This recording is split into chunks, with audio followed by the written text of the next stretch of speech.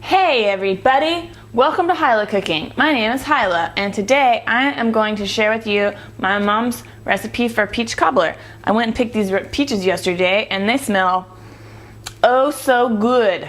And this recipe is unique and unlike any you have ever had before in your life. And I know a lot of people like to say that about their mom's peach cobbler recipe, but in this case, I am not a liar.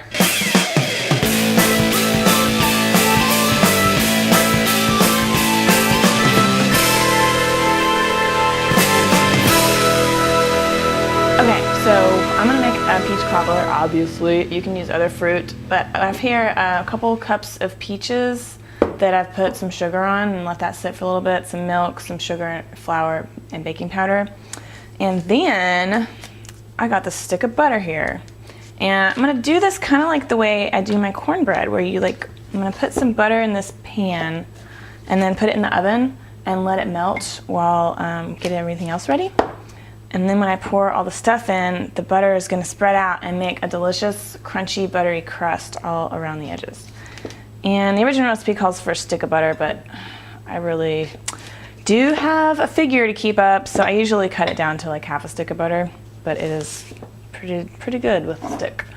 And I'm gonna add a little salt, because I'm using unsalted butter, and I really like the crunchy, salty, buttery crust, so there's a little bit of salt. And now I'm gonna put this in the oven while the oven is preheating.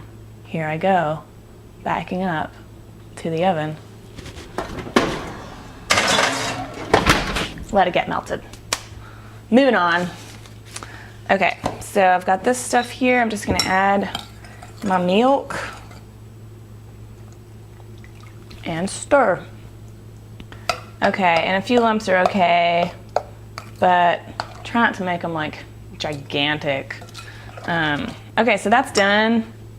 And I'm gonna give my peaches a little bit of a stir.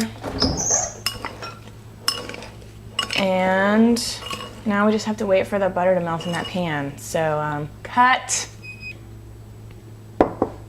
Butter is all melty. So this is how this is gonna work. I'm gonna pour this batter in, and then I'm gonna put the fruit on top of it, and then I'm gonna put the whole thing in the oven. And the thing about most cobblers that I don't like is that the crusty part is usually kind of like a biscuit or like a crumble kind of thing, and it's really dry.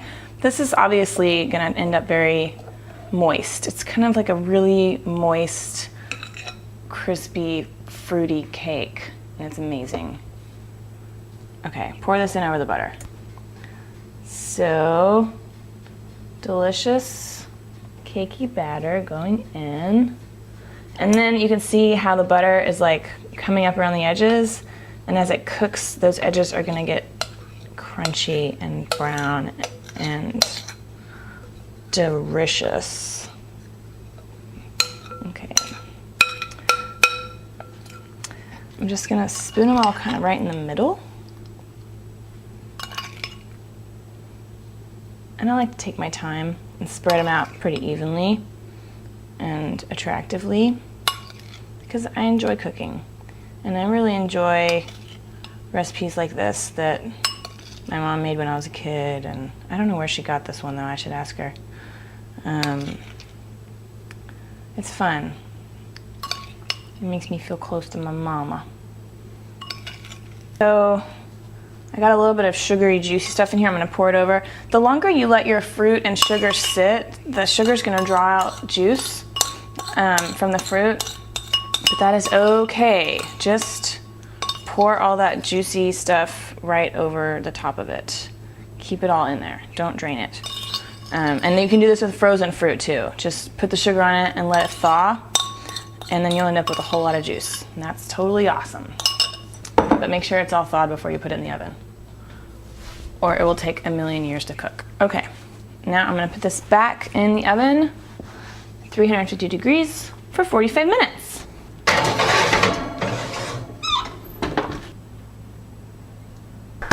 It's been 45 minutes, actually more like 55, but whatever. My cobbler is ready and I'm really excited.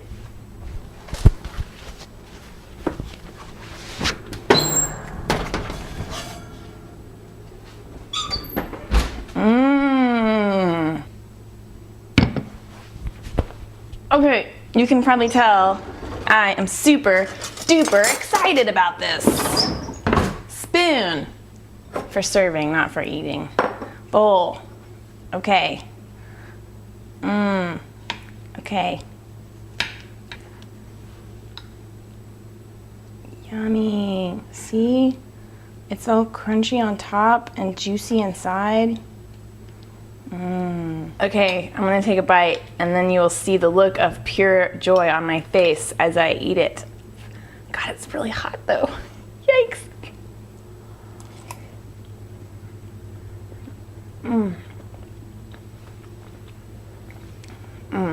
Please make this cobbler and tell me how you like it. I've never had another cobbler like this, and if you have a special cobbler story or a special recipe, let me know about it, because I don't know, to me cobbler's this home. So anyway, see you guys later, and I will have another episode up for you later, and bye.